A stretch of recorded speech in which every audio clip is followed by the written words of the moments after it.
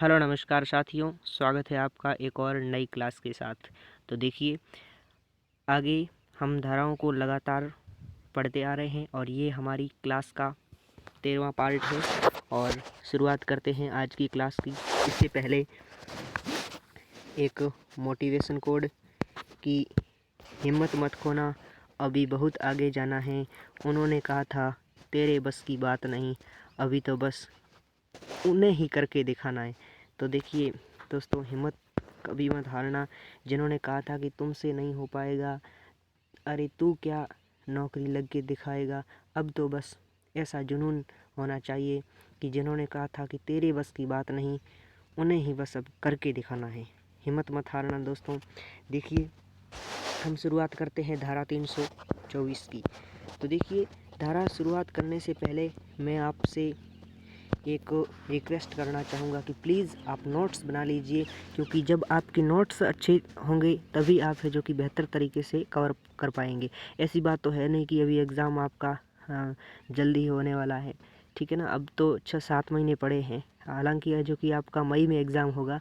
तो इससे पहले जो कि जल्दी से आप नोट्स बना लीजिए मेरे साथ साथ, ठीक है। तो शुरुआत करते आज की धारा 234 की जीव चिकित्सा अपशिष्ट है, जो अपशिष्ट प्रबंधन होता है उनके बारे में नगर पालिका का क्या क्या निवारण होता है। यानी नगर पालिका का ये कर्तव्य है कि वह जीव चिकित्सा अपशिष्टों का प्रबंध करवाएगी। वो तो हर क्षेत्र में, हर नगर पालिका में, हर शहरी क्षेत्र में होता है, हमें पता है, ठीक है। अगली धारा, लेकिन ये याद रखना है कि यह धारा 234 के अंतर्गत है, ठीक है। अगली धारा है 235, जिसके अंतर्गत परिसंकट पे अपशिष्ट है। जैसे नगर पालिका का कर्तव्य होगा कि वे परिसंकट में अपशिष्ट का प्रबंधन करवाएगी, ठीक है। और अगली धारा 236 है, जिसके अंतर्गत कतिपय बहिर्गत भागों के लिए अनुज्ञा आवश्यक है। यानी बात करें अगर मैं यातायात की बहुलता और लोक सुविधा को ध्यान में रखते हुए सार्वजनिक मार्गों पर भवनों पर बनने वाली जो मंजिल है, या फिर बालकनियां हैं, या फिर कमरे हैं, उन्हें बनवाने में लिखित अनुज्ञा दे सकेगी। और आदेश का उल्लंघन करने पर 5,000 रुपये तक का जुर्माना, जो कि 10,000 रुपये तक का भी हो सकेगा। और अगर निर्माण का कार्य हटाने में स्वामी यानी व्यक्ति असफल रहता है तो प्रतिदिन 50 से 100 रुपये का जुर्माना होगा। ये चीज़ तो महंगी पड़ जाएगी ना, प्रतिदिन 50 से 100। इससे तो ज़्यादा बेहतर है कि 5 से 10,000 रुपये तक का दिया जाए। लेकिन हमें नगर पालिका का जो निर्देश दिया है उनका पालन करना है, ना कि अनुपालन, ठीक है। अगली हम बात करते हैं धारा 237 की, जिसके अंतर्गत हम पढ़ेंगे कि वर्षा जल के लिए द्रोणी और पाड़प कौन कौन से होते हैं। यानी हम बात करें जैसे नगर पालिका नोटिस द्वारा प्रत्येक भवन के स्वामी को वर्षा जल के प्रबंधन हेतु उचित द्रोणी और पाइप की व्यवस्था करवाने तथा अच्छी दशा में रखने की अपेक्षा करेगी। और उल्लंघन करने पर यहाँ पर जुर्माना है, जो कि 1,000 से 2,000 रुपये तक का होगा, ठीक है। अगली धारा 238 है। इसमें हम पढ़ेंगे कि वर्षा जल संग्रहण हेतु संरचना उपबंध, यानी प्रत्येक सरकारी भवन में वर्षा जल संग्रहण संरचना सरकार द्वारा या ऐसी कानूनी निकाय या फिर कंपनी या फिर संस्था द्वारा ऐसी रीति से ऐसे समय के भीतर विहित किया जाए, यानी या फिर उन्हें उपलब्ध करवाई जाए, ठीक है। अगली धारा है 239, जिसके अंतर्गत हम पढ़ेंगे मकानों पर ब्रिकेट इत्यादि लगाना। जैसे हम बात करें कि नगर पालिका तेल या फिर गैस से जलाए जाने वाले लैंपों के लिए टेलीग्राम या टेलीफोन हेतु भवन के बाहर ब्रिकेट बना सकेगी, धारा 239 के अंतर्गत। अगली धारा 240 है, मार्गों के नाम रखना और मकानों का संख्यान को ध्यान में रखना है। जैसे हम देखते हैं ना कि नगर पालिका क्षेत्र में मकानों की संख्या होती है, यानी शहरी क्षेत्र में वो नगर पालिका निर्धारित करती है, ठीक है। नगर पालिका समय समय पर प्रत्येक मार्ग को सार्वजनिक स्थान के अंत में या फिर भवन में दिखने वाले भाग में वह नाम से, जैसे कि ऐसे मार्ग या फिर सार्वजनिक स्थान को जाना जाए या फिर लगाए जाए या फिर पेंट होते हैं किए जाए, उनकी व्यवस्था कर सकेगी। लेकिन परंतु उद्यान, सड़क, पुल इत्यादि के लिए किसी विशेष नाम को रखने के लिए राज्य सरकार नगर पालिका को बाह्यकारी आदेश भी देगी इसमें, ठीक है। अगली धारा 241 है, जिसमें हम पढ़ेंगे कि मूर्तियों की स्थापना, जैसे हम देखते हैं कि किसी भी मार्ग या फिर सार्वजनिक स्थान पर कोई भी मूर्ति स्थापित करने के लिए आज्ञा राज्य सरकार या इसके द्वारा प्राधिकृत अधिकारी द्वारा दी जाएगी। ठीक है, और बिना अनुमति की मूर्ति स्थापित की गई है तो कारावास 2 माह और 6 मास का हो सकेगा, और जुर्माना है जो कि 50,000 रुपये तक का होगा। तो देखते हैं ना, हम कई जगह शहरी क्षेत्रों में है जो कि मूर्ति स्थापित करती है, तो वो ऐसे नहीं कि हाँ चलो लगवा दी, बस लगवा दी, ऐसे नहीं होता है ना। पहले तो है जो कि अनुमति लेनी होती है ये राज्य सरकार से, फिर है जो कि मूर्ति लगवा सकते हैं, या फिर कोई प्रतिमा स्थापित करनी हो तो पहले तो राज्य सरकार का आदेश मांगा जाता है इसमें। ठीक है, अगली धारा 242 है झाड़ियों वृक्षों आदि का हटाया जाना और उनकी काट छाट करना। यानी नगर पालिका लिखित नोटिस द्वारा किसी सार्वजनिक मार्ग की सीमा पर स्थित झाड़ियों वृक्षों को काट छाट का निर्देश स्वामी को दे, यानी उस व्यक्ति को दे सकती है। अगर व्यक्ति मालिक या फिर ऐसा करने में विफल रहता है तो नगर पालिका स्वयं ये कार्य करवाएगी तथा इसकी वसूली उस व्यक्ति से वसूली जाएगी। ठीक है, यानी उस स्वामी से वसूली जाएगी। ठीक है, अगली धारा 243 है खतरनाक भवन। जैसे खतरनाक ऐसे नहीं कि डेंजर टाइप का हो और हम पास में जाते ही हमको उड़ा दिए, ऐसा नहीं होता है ना। यानी जैसे यदि कोई भवन खतरनाक स्थिति में हो, अर्थात ऐसा कोई मकान जो रहने वाले लोगों या राहगीरों के लिए खतरा उत्पन्न करता हो, उससे है जो कि नगर पालिका द्वारा उचित प्रकार की बाड़ लगवाएगी और इसका खर्चा भवन के उस व्यक्ति से वसूला जाएगा। परंतु खतरा कम हो तो उस व्यक्ति को नोटिस देकर नगर पालिका द्वारा ये कहा जाएगा कि इस भवन के बाउंड्री अथवा बाड़ लगवा दी जाए, या 2 दिनों के भीतर ऐसा नहीं किया गया हो तो नगर पालिका वह स्वयं करेगी, और नगर पालिका आपात स्थिति में भवन का कोई भाग गिरा भी सकती है। तो ये चीज़ आप नोट कीजिएगा।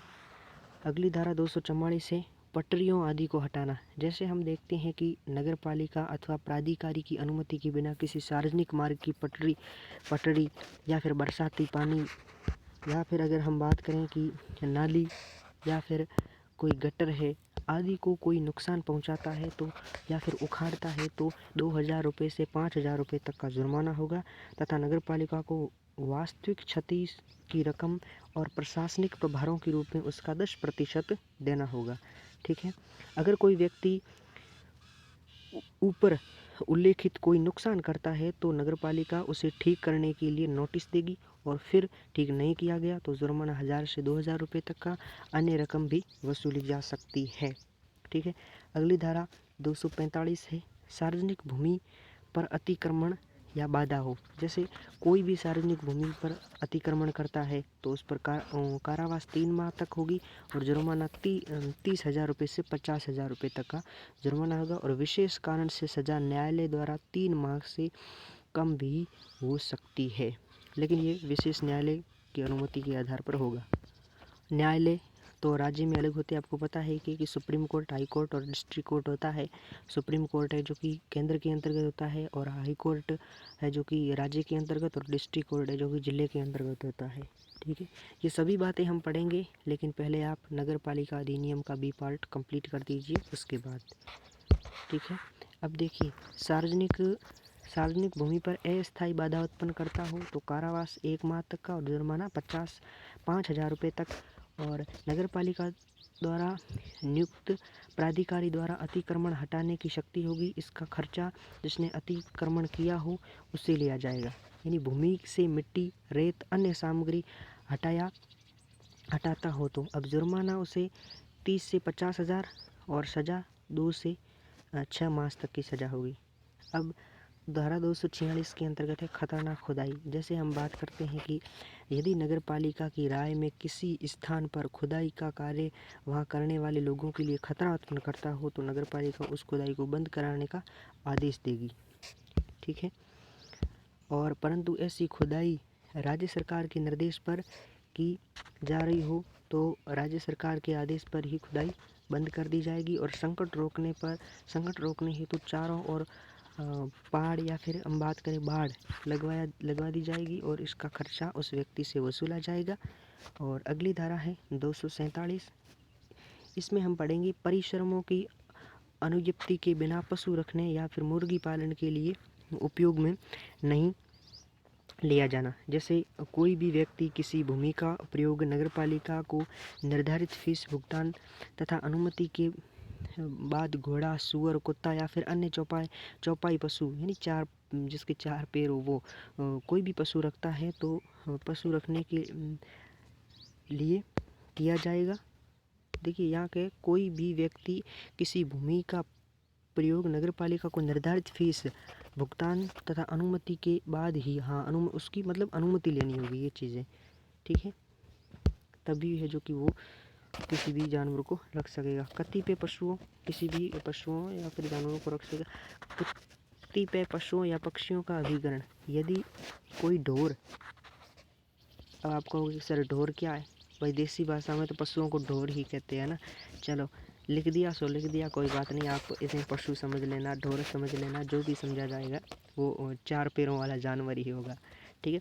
जैसे कोई भी ढोर पशु, घोड़ा, कुत्ता या फिर अन्य चौपाया पशु लावारिस घूमता हुआ पाया जाता है तो जनता के लिए उत्पात उत्पन्न करता हो तो नगरपालिका उसे पकड़कर निर्दिष्ट स्थान पर रखवाएगी और इसके खर्चे की नीलामी द्वारा वसूल की जाएगी। अगर पशु मालिक दावा करता है कि यह पशु उसका है तो 7 दिन में सबूत प्रस्तुत कर नगरपालिका को इस पशु के लिए किए गए भुगतान कर पशु वापस ले जा सकता है, ठीक है। जो भी नगरपालिका ने खर्चा किया है भाई उन पशु को पकड़ने का, वो खर्चा नगरपालिका को देना होगा और आप उन पशु को वापस ले जा सकते हैं, ठीक है। यानी नगरपालिका एक क्या कार्य करती है, एक शहरी क्षेत्र में मतलब एक सेवाएं दे रही है, यही तो एक कार्य है नगरपालिका का।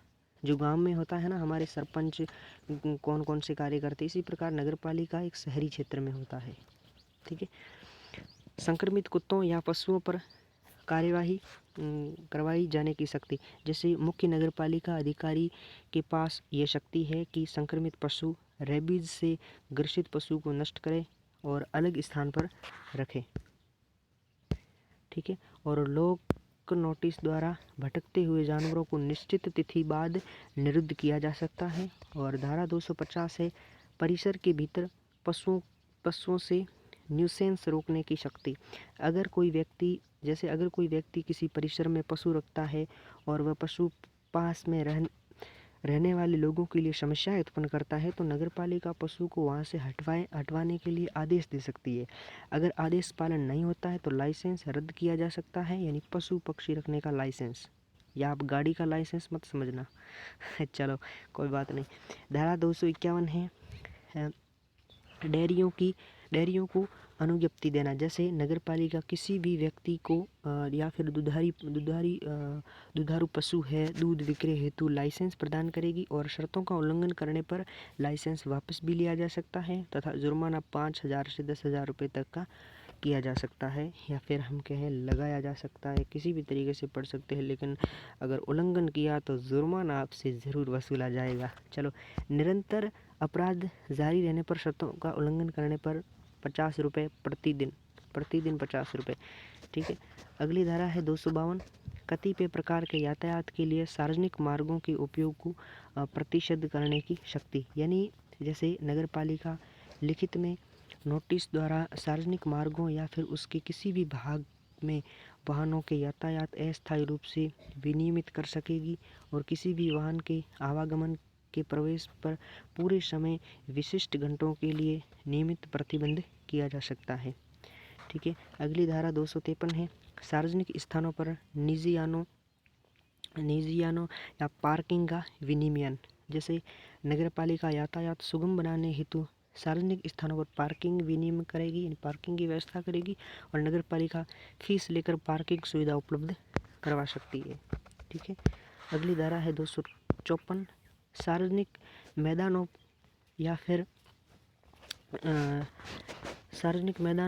यानों या फिर जानवरों को ठहराना, जैसे बिना नगरपालिका आज्ञा से कोई व्यक्ति किसी सार्वजनिक स्थान पर कोई जानवर को ठहराता है तो जुर्माना 1,000 से 2,000 रुपये तक का होगा और निरंतर ऐसा अपराध रखने पर प्रतिदिन 50 रुपये 100 रुपये तक का हो सकता है। या तो आप जुर्माना 1,000-2,000 दे दो या प्रतिदिन यानी 50 से 100 रुपये आपको देने होंगे।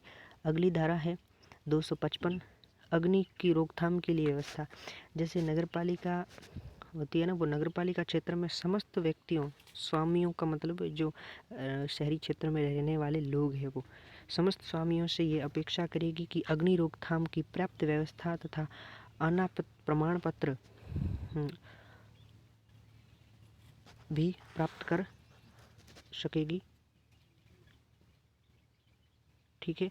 अगली धारा है 256 अग्निशमन दल की स्थापना और उसका रखरखाव। जैसे हम बात करें कि नगर पालिका अग्निशमन दल की स्थापना और उसका रखरखाव औजारों या मशीनों द्वारा उपलब्ध करवा सकेगी। और अगली धारा है 257, इसमें हम पढ़ेंगे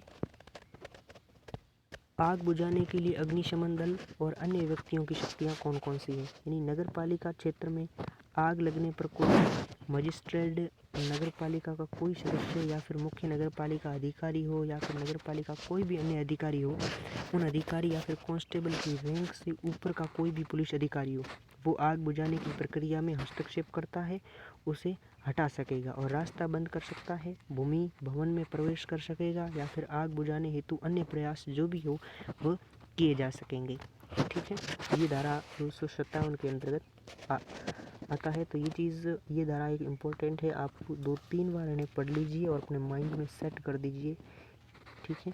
अगली धारा है 258 प्लास्टिक थैलियों की विनिर्माण आदि को निर्बंधित करने या फिर उस पर पाबंदी लगाने की शक्ति। यानी नगर पालिका क्षेत्र में राज्य सरकार के आदेशों के अधीन नगर पालिका क्षेत्र में प्लास्टिक थैलियों के विनिर्माण पर विक्रय पर पाबंदी लगाने की शक्ति होगी और उल्लंघन करने पर 3 माह तक का कारावास, जुर्माना और 100 रुपये से 1000 रुपये तक का और अपराध जारी रहने पर दशा में प्रत्येक दिवस पर 50 रुपये, ऐसी दशा में प्रत्येक दिवस पर 50 रुपये जुर्माना वसूला जाएगा।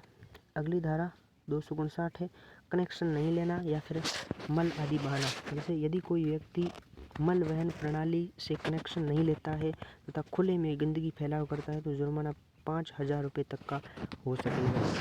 ठीक है। स्वच्छता को भी तो ध्यान में रखना है भाई। अगली धारा है 260 गंदे भवन आदि। जैसे यदि कोई भी व्यक्ति भवन को गंदा करता है तथा पड़ोस में रहने वाले लोगों के लिए परेशानी उत्पन्न करता है तो नगर पालिका ऐसे भवनों को साफ करवाने पर लिखित नोटिस दे सकता है। उल्लंघन करने पर 1000 से 2000 रुपये तक का जुर्माना वसूलेगा और अपराध जारी रहने पर 50 से 100 रुपये प्रतिदिन वसूला जाएगा। ठीक है। और अगली धारा है 262, इसमें हम पढ़ेंगे कि प्रदूषित जल, यानी कोई भी व्यक्ति जल को प्रदूषित करता है, या कलुषित नहीं है, प्रदूषित है। ठीक है। या थोड़ा लिखने वाले ने हालांकि मिस्टेक हो गई है लिखते वक्त, यहाँ प्रदूषित जल कर लेना। जैसे कोई भी व्यक्ति जल को प्रदूषित करता है तो जल के स्थान पर किसी जानवर या अन्य वस्तु से गंदा करवाया जाता है या फिर नगर पालिका की सीमा में किसी जानवर, संवजी या फिर संवजी या फिर खनिज पदार्थ को डालता है तो जुर्माना 1000 से 2000 रुपये तक का होगा। और अगली धारा 263 है कुओं आदि से पैदा होने वाले न्यूसेंस उपशयन। जैसे हम बात करते हैं कि कोई भी जल है या कुंड है या फिर खाई है, खान, तालाब या फिर अन्य कोई भी स्थान है, ठीक है, जहाँ पर जल एकत्रित होता है तो वहाँ स्थानीय आवासीय क्षेत्र में किसी घर से 100 मीटर के दायरे में हो तो नगर पालिका उस व्यक्ति को आदेश देगी और लिखित नोटिस देगी। ठीक है। और उसको गड्ढे का निस्तारण करवाया जा सकता है और नगर पालिका की लिखित अनुज्ञा के बिना कोई नया जलाशय या तालाब नहीं खोदा जाएगा। पिछली धारा में हमने पढ़ा था ना, कोई ऐसा गड्ढा खोद दिया तो जुर्माना वसूलना होगा। ठीक है। अगली धारा है 264 कतिपय प्रकार की खेती का विनियमन या प्रतिषेध।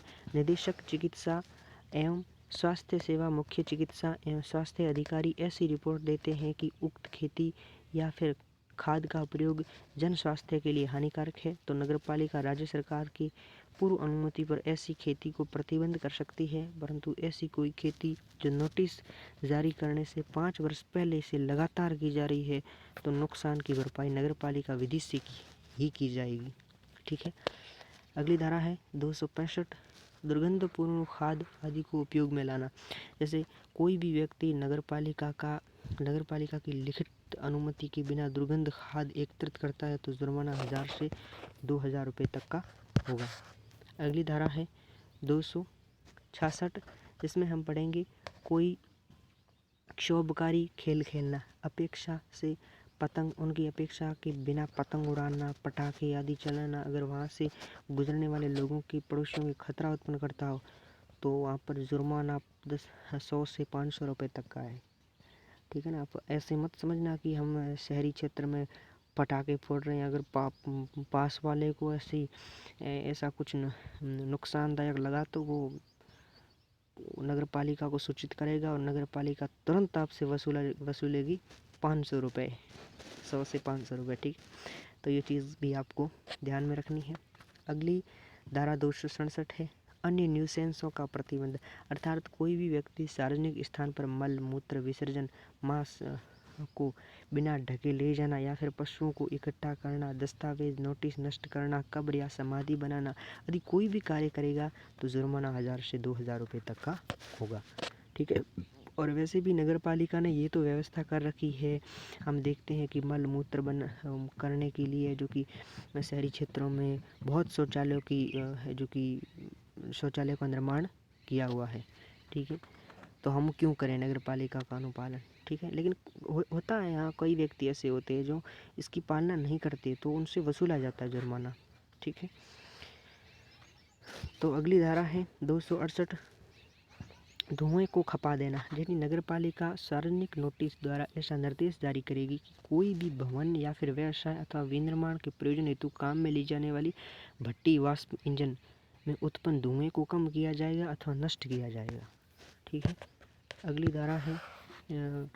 अगली धारा के कुछ बिंदु है कि उपयुक्त निर्देश का उल्लंघन होने पर 1000 से 2000 रुपये तक का जुर्माना और दोबारा होने पर 2000 से 5000 रुपये तक का जुर्माना। ठीक है। और इस धारा के उपबंध रेल पथ यातायात और सड़क मरम्मत वाले इंजन पर लागू नहीं होती है। ठीक है। उनके लिए अलग धारा। अगली धारा है 259, बाजारों, वेधशालाओं और कतिपय कारोबार के लिए अनुज्ञप्ति देना। यानी नगर पालिका द्वारा समय समय पर ऐसे स्थानों के लिए लाइसेंस मंजूर निलंबित निर्धारित किए जाते हैं। बिना अनुमति के करने के लिए 1000 से 2000 रुपये तक का जुर्माना वसूला जाएगा और नगर पालिका के आवेदन पर मजिस्ट्रेट ऐसे स्थानों को बंद करने का आदेश देगा और अपराध जारी रखने पर 50 से 100 रुपये प्रतिदिन वसूला जाएगा। ठीक है। और ऐसा व्यक्ति जो 30 दिन के भीतर कलेक्टर से अपील करेगा कि अपील निर्भय अंतिम होगा, किसी न्यायालय का प्रश्नगत वो नहीं हो सकेगा। ठीक है। अगली धारा है 270, बाजारों और वेधशालाओं का खोला जाना, बंद किया जाना तथा किराए पर दिया जाना। नगर पालिका समय समय पर कोई सार्वजनिक बाजार अथवा वेधशाला खोल सकेगी और बंद कर सकेगी या किराए पर दे सकेगी, विरोध नहीं है। ठीक है। अगली धारा है 271, नगर पालिका सीमाओं के बाहर वेधशाला राज्य सरकार द्वारा नियुक्ति की मंजूरी से नगर पालिका के लिए नगर पालिकाओं की सीमाओं के बाहर वेधशाला स्थापित की जाएगी। अगली धारा है 272, सभी वेधशालाओं का खोला जाना। यानी नगर पालिका नई वेधशाला की स्थापना करते समय या स्थापना की अनुमति देते समय सार्वजनिक सुविधा और जनता की राय को भी ध्यान में रखेगी। ऐसा नहीं कि उस समय के निर्णय से जो है वैसा भी यहाँ कार्य कर रही है, नहीं, वो सभी सोच समझ कर कार्य करती है ना। अगली धारा है 273, वे शक्तियाँ जिनका खतरनाक रोगों को रोकने के लिए प्रयोग किया जा सकेगा। अब देखिए वह बिंदु अभी तैयार नहीं हुए हैं। ठीक है। अगली क्लास में हम तैयार कर लेंगे और इससे पहले हमने सारी धाराओं को कंप्लीट कर लिया है और पिछली आपने अगर 12 क्लासें देखी है तो उसमें आपको अच्छे तरीके से समझ में आ गया होगा कि बी पार्ट क्या है, कौन कौन सी धारा है उनमें पूछी जाती है। ठीक है। और ये है विशेष आपके लिए ऑफ़र। ये और आर का कंप्लीट भी पार्ट है। प्राइस मात्र 51 रुपये है और नोट्स आपको उपलब्ध करवाए जाएंगे और इस नंबर पर आप कांटेक्ट कीजिए। और अगर है जो कि नोट्स आपके फ़ोन में मान लो कि हमने उपलब्ध करवा दिए और डिलीट हो चुके हैं, तो एक बार आपने है जो कि पे कर दिया है तो दोबारा आपको नोट्स फ्री में उपलब्ध करवाए जाएंगे। ठीक है दोस्तों, मिलते हैं अगली क्लास में। तब तक के लिए अब धन्यवाद नहीं, तब तक के लिए पढ़ो। और उन लोगों को करके दिखाना है बस, जिन्होंने कहा था कि तुझसे नहीं हो पाएगा, तू नहीं कर पाएगा।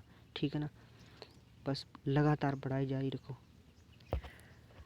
और एक बात बोलूँ तो ये है दोस्तों कि अगले आने वाले जो 4-5 साल है ना, उसमें यही होगी चीज़ें कि जो बंदा नौकरी लगा हुआ है ना, उनकी ही वैल्यू होगी। हालांकि ऐसा नहीं है कि हर व्यक्ति नौकरी लगे, लेकिन हर एक चीज़ में सक्सेस होना बहुत ज़रूरी है। ठीक है दोस्तों, तो लगातार मेहनत कीजिए, पढ़ते रहिए। मैं तो कहता हूँ पढ़ाई की अलावा और कोई सक्सेस चीज़ नहीं होती है ना। हर चीज़ में, हर काम में पढ़ना होता है। ठीक है दोस्तों, तो पढ़ते रहिए, मेहनत करते रहिए और चैनल पर नए हो तो सब्सक्राइब भी कर दीजिए। ठीक है दोस्तों, धन्यवाद।